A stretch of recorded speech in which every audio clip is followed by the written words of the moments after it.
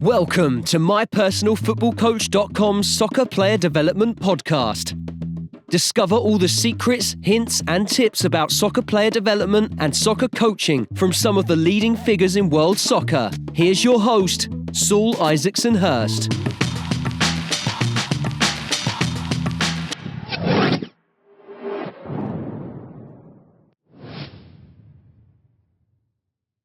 What's happening, guys? Saul here, back again. This week's guest is Bradley Allen. Bradley, former pro player, very successful playing career, played at the highest level, a striker, then went into coaching at Tottenham Hotspur's academy. Fortunate to work alongside Brad for many years, to see him in action.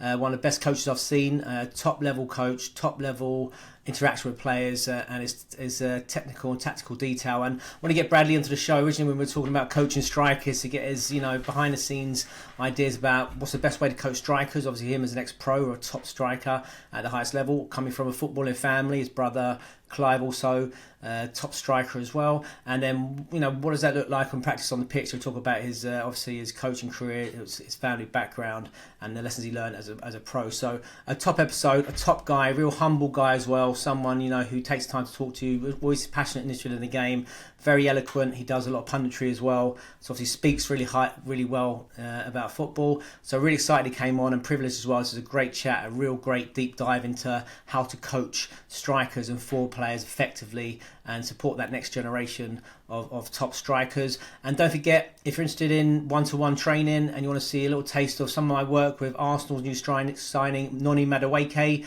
you can follow the link in the description. Get a free video, bit of a taste of one of my off-season sessions I did with Noni just before he signed at Arsenal. Some position-specific work, completely free. Check it out. Just follow the link in the information, and just let me know what your thoughts are. Also, any ideas about shows or questions you want answered, or ideas for guests, please let me know. You can email me at saul@mypersonalfootballcoach.com. But without further ado, let's get into the show.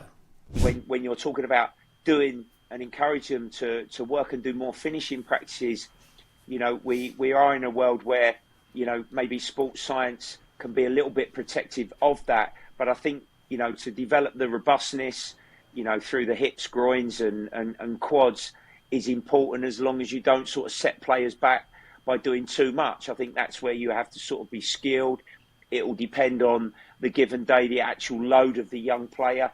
But as long as, that is done with sensible thinking, the better young players, should, and I hope would want to do extra when the opportunity is there. And the staff as well, the coaches across the country, should be advocates of that as well. Can you tell us, Brad, as well, like, how do you juggle? I'm interested, as a team coach, and then and to do that, how do you juggle in terms of the team training, doing the possession and the team tactics, and then allowing particularly the strikers to get the volume of the shooting and finishing and the forward runs and stuff like that into the session? I mean, I'm conscious that that's what's your thoughts on that? I mean, a lot of people maybe say that because the sessions are now so possession based, a lot of boxes, and maybe those strikers aren't getting the opportunities to run beyond a lot like that. I mean, a lot of people talk about those situations. How do you juggle that, as you know that yourself, you need to get that repetition? Well, I suppose we're quite fortunate in a way with the 18s. If we don't have midweek fixtures, I know that can come once the season gets started in various cup competitions, but we have quite a standard week. So usually, let's say on a Monday, it's sort of a restart session where probably after a Saturday fixture, so you would not do too much ball striking. On a Tuesday, the session would be tighter area, which would certainly have goals and finishing within it and opposition. On a Wednesday, you'd open the players up, so physically you'd work them on bigger spaces, but you'd still want to have crossing, finishing, goals, defenders working on those days. Thursday would be down, and then Friday would be like a match day -1, which will be a little bit more tactical. But of course, there'll be small-sided games where there'll be goal scoring, and I'd always encourage, even if it's for 10-15 minutes, the attacking players, like you say, to hone their skills the day before a game, so you can hopefully carry those good habits and practice into the importance of a fixture on a Saturday. To give us an idea, what are those? Tell us about those skills, Brad. If we're coaches, what particularly should we be working on in that with those strikers? Give us some of those basic qualities that those strikers need these days. I think loads of one-touch finishing. Coming onto the ball, off of cutbacks, going in and heading, the assessment of the crosser, how quickly the ball's coming in, whether the crosser's going to the byline, and if the ball is coming back away from the goal, or if it's going to be a corridor cross, the quickening of the feet of that striker on his approach to the ball that's being delivered. It might even be stuff where the striker has his back to goal and the ball's moving to the side of him, or little slip passes, and then they've got to change position. Maybe you can use mannequins with that. You can use some defenders to get some realistic opposition as well, where players are twisting and turning in and around the edge of the penalty box. So your design is important with that. But I think you've got to be imaginative with that in the practices that you develop, Sol. And what about, Chris Ramsey, Rambo, a good friend of ours, someone who's one of the best coaches out there. He talks a lot about messy goals and messy sessions, and that. What's your thoughts on that, and trying to recreate that chaos of the penalty box? Yeah, putting defenders in. So I think attacking players get the chance to react and anticipate to blocks and the ball falling, and then picking the pieces up, or off of a rebound and a save from the goalie and following in. It's the improvisation. Many goals, as you know, Sol, are not perfect. They're not beautifully struck shots into the top corner of the goal. Yes, we love to see them, and the highlights reel and all of that, but there are a lot of scruffy penalty box goals. So again, you've got to try and find, in a really clever way, practices that are going to enhance that. It's interesting, isn't it? Just bear with me, Glenn, I come back in again. But in terms of the technical, because I think about this a lot, because obviously players must become technical, masters, if you like. That old adage of, the talent code, when he talks about Tiger Woods practices the hardest shots he can. So when and he's a master of that golf ball. So when anything comes up, he can deal with it. That's surely the point, isn't it? You do your repetition, your quality strike. That's how you strike it perfectly. You know that thing and that. So you can then anticipate and then react to anything that the game serves up. Do you think there's some sort of truth in that? Hi everyone, Saul here. Just a quick note to say, if you're a one-to-one coach, or you're interested in individual technical development, or maybe you want to teach your child to get better at football, you can check out a free session with me and myself and my client Noni Madueke, Arsenal's new signing. This is a behind-the-scenes mic'd up session in the off-season, just before the Club World Cup. Some position-specific work, like I said, with one of the best young players in world football. Check it out absolutely for free. Please let me know your feedback. We're interested to know what you guys think of this session. Like I said, just follow the info in the bio and you can check it out for free. But without further ado, let's get back into the show. Yeah, in a way, I think there's an alignment there. I love the phrase, good practice can become permanent. You look at the very best golfers across the last 30, 40 years. You mentioned Tiger Woods. You look at Scotty Scheffler currently. Even the fantastic tennis players like Nadal, Federer, Djokovic. The way that they move across the court on all different surfaces, their connection, the way they hit the ball, how cleanly. But then there's subtleties to that as well, where they might chip and charge. They might drop shot.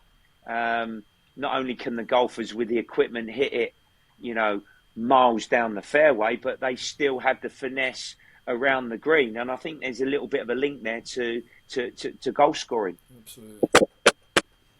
Glenn, you'll come back in here? Yeah, absolutely. I'm going to just go back to the mentality thing as well. And when we go back to the practice thing Brad was saying about sports science, and I'll link it to the finesse and the finishing.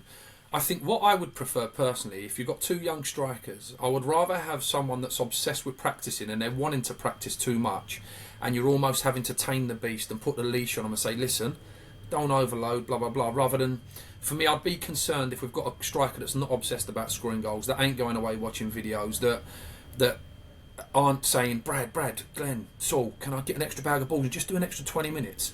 See, again, I think that comes down to mentality, and I think the stuff you're talking about, Brad, there with some of the most elite sports people, full stop. I said something to a kid today, we was passing the ball, and we was doing a really basic session, but I was trying to get him to know this. It's not easy, though, to be consistent with this. We was doing basic passing and stuff, and I said, look, Everyone can jab. Every boxer can jab. They all train to jab, but you can't all jab like Floyd Mayweather, or like who was the Ukrainian that was world champion for years? He was Klitschko. He won a world title and had it for 11 years on a jab. You can all chip, but can you chip like Scotty Scheffler onto the green? You can all finish, but can you do it like Harry Kane? And there's a level of precision to this, and I think a lot of that, when you talk about Federer and that, like you can all hit a ball beforehand, but you can't hit it as beautiful and as consistent as Federer. A lot of it comes down to precision, Brad, and I sometimes think that's that kind of perfectionist traits, isn't it? Them elite traits that maybe Harry Kane's got and Federer's got, not to the point where it's destructive, but you almost want the kids to grow to that professional development phase where there is an obsessiveness about it and there is like a pursuit for perfection. Do you think that plays a significant part for coaches as well, Brad? So we have to be just as obsessive about how can we add the details in our practice? Would you say we need to share that mentality with them as well? Yeah, I think it's a terrific question where, what you're ultimately encouraging the young player to become and develop is to be woven into the practice and really buzz off the practice, and then you hope then that stays with them forever. I would be absolutely certain now, still to this day, scoring nearly 100 goals at Bayern Munich like he does, having left Tottenham and been one of the greatest goal scorers ever. Harry Kane is still practicing like he did as a young schoolboy when we sort of first started to work with him, Glenn, back in the day. He's no different. And no different, I would suggest, all of those elite sportsmen when they were youngsters and how they started out. And I think they almost enjoy that repetitive practice because, psychologically, they know that's the requirement. And because they've done that, it's almost a creature of habit, so to speak.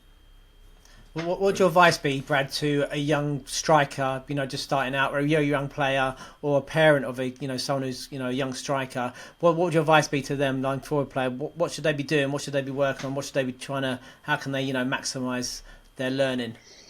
Well, obviously practice, to put it as simply as you can, Sol, but definitely, watch the very best players and how they do that. And then I think if you can, get the support from key people who really have an expert knowledge in that area, it just might kickstart that youngster into really believing in themselves, filling them with a lot of confidence, and then taking and carry that forward themselves. Because obviously when they go into then the professional men's game, it has to become a given, if in how they then approach that. Obviously they have a responsibility of the teamwork and the tactical work with the professional club that they're associated with. But I think if they can start out along those lines, then it's going to give them a fighting chance. And what about your advice? What advice would you give to a coach who's, wants to learn more, upskill themselves about, good quality striker play and how to coach strikers?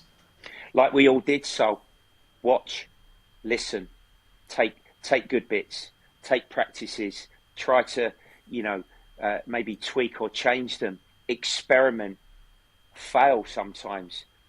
We've done 1,000,001 practices between us with young players or with groups that might have not particularly gone well. Some have gone great, but as long as there is that genuine intent on trying to get the best from your practice every time that you're doing, bringing enthusiasm, enjoyment to the young players, I think then they can hopefully build on that and carry that forward as they move on with their careers. Bradley Allen, thank you so much, mate. It's been top. Thanks for your time. Cheers, guys. Cheers, Brad. Top man.